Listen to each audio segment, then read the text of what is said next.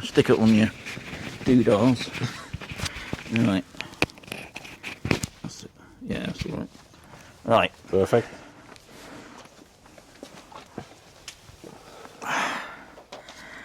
Okay, good. Right. So in today's interview, I'm with Frank. I've known Frank for probably about a year or so now, isn't it? Yeah. So anyway, if you didn't know, Frank's the president of the Los Palacios Garden Group. Have I got? It's longer than that, isn't it? That Los Palacios. Yeah, I've been part of the gardening group for 2 years, Yeah.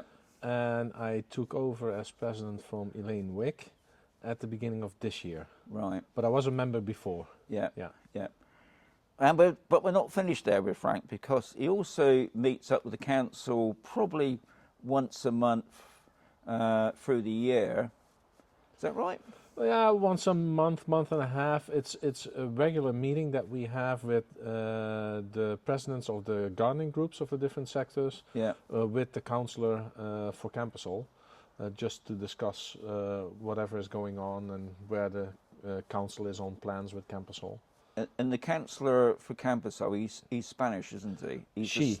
Yeah. Oh, it's a she. Yeah. Right. Okay. I didn't know Carmen. that. Yeah, she's a Spanish lady. Yeah. Right.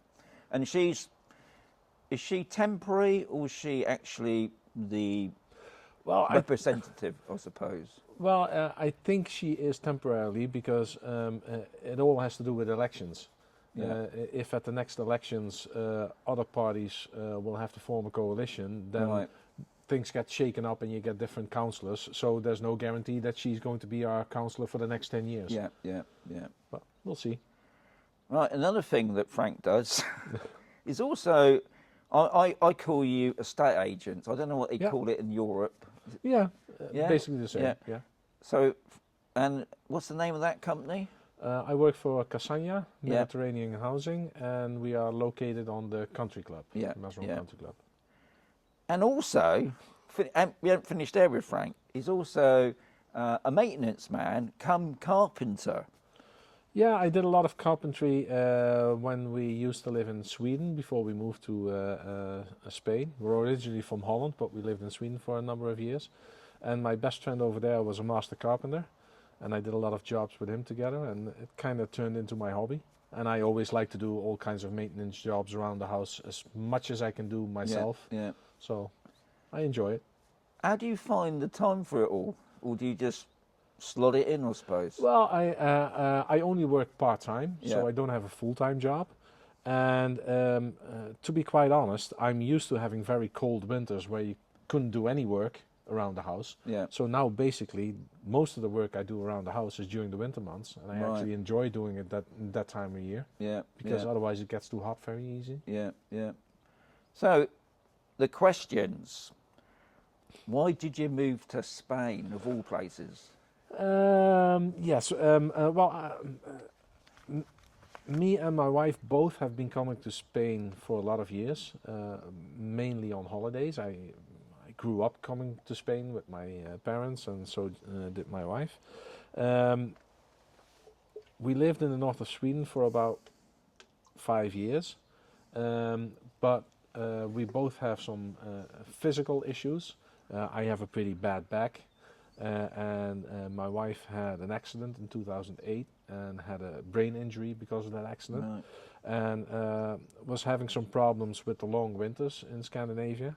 So basically our doctors advised us, well, if you want to do better health-wise, move to a warmer climate. Yeah. So we both... And I think that seems to be everybody's main priority when moving to Spain. It's all about the weather, isn't it? Yeah, absolutely. Yeah, Absolutely. Yeah. I mean, even though we're sat in the shade here, we're sort of mid-December now, and I think the temperatures in the shade is still 15. Yeah. Yeah. Yeah. And the next couple of days is even going to be a little bit warmer. So That's right, yeah. good.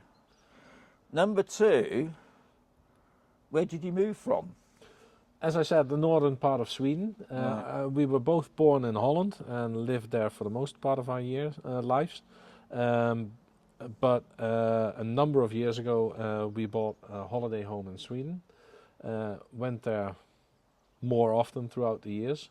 And then we decided to move over there permanently, and live there, close to the Swedish high coast, which is about 600 kilometers north of Stockholm. And yeah, we moved from there over to here. So it's about 4,500 kilometers south. So a bit of a climate change. Isn't Yeah, it? From a little very bit. cold and snow, Yeah, and obviously, especially August, well, July and August, it's a bit hot. yeah. At the same time, while we lived in Sweden, the summers were very good as well because Right. we had a land climate in that part of Sweden. So we had summers with 25 to 30 degrees Right. and a lot of sun, almost no rain. Yeah.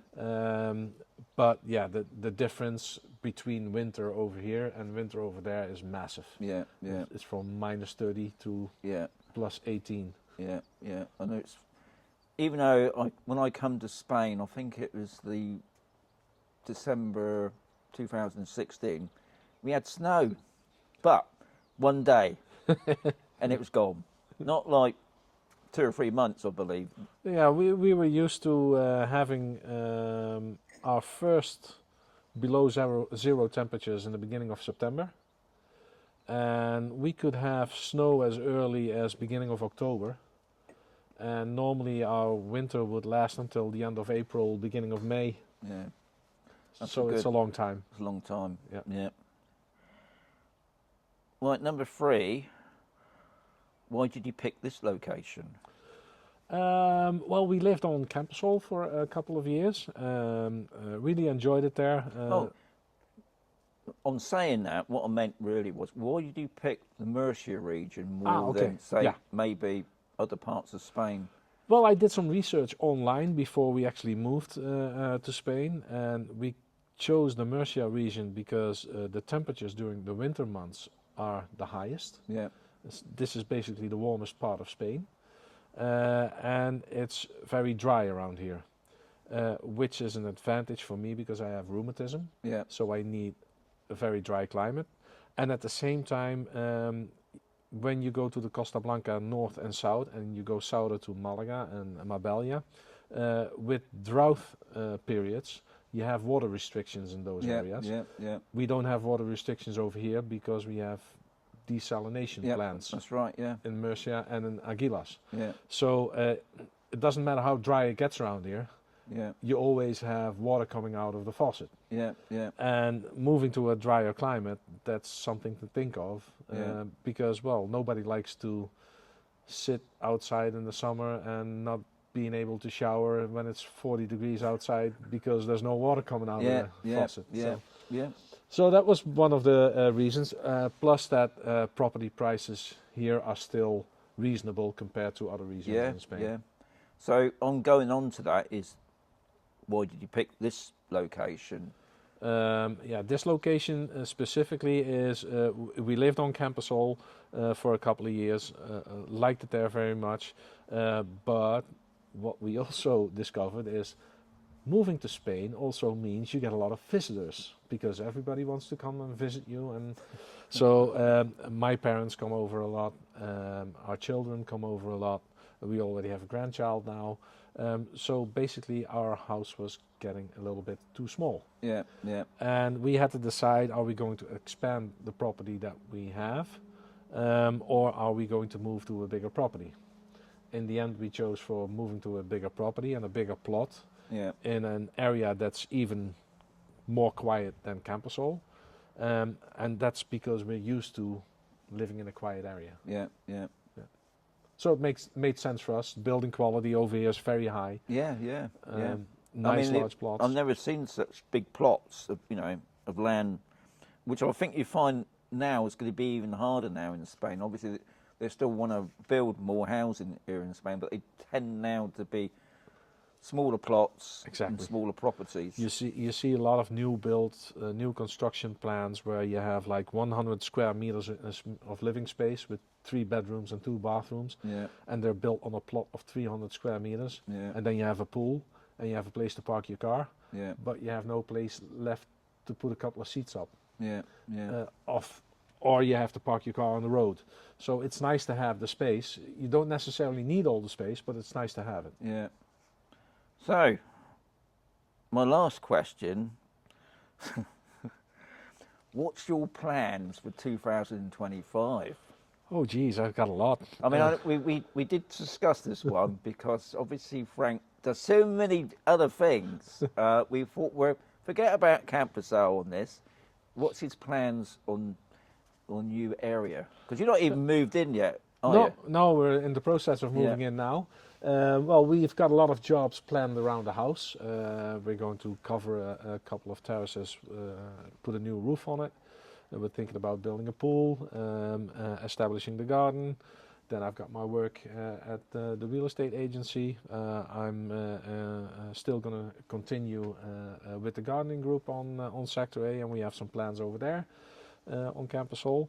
Yeah, and I'm going to keep busy around the house and have family and friends over. I'm sure you're not going to be sitting down much. No. Not in my nature. So I just want to thank you, Frank, for giving up your time to having a quick chat with me. Most appreciate it, and I wish you all the best for 2025, and you and the wife. And thank you very much. Yeah, thank you very much. That's all right. Cheers. Cheers. So let's see how that comes out.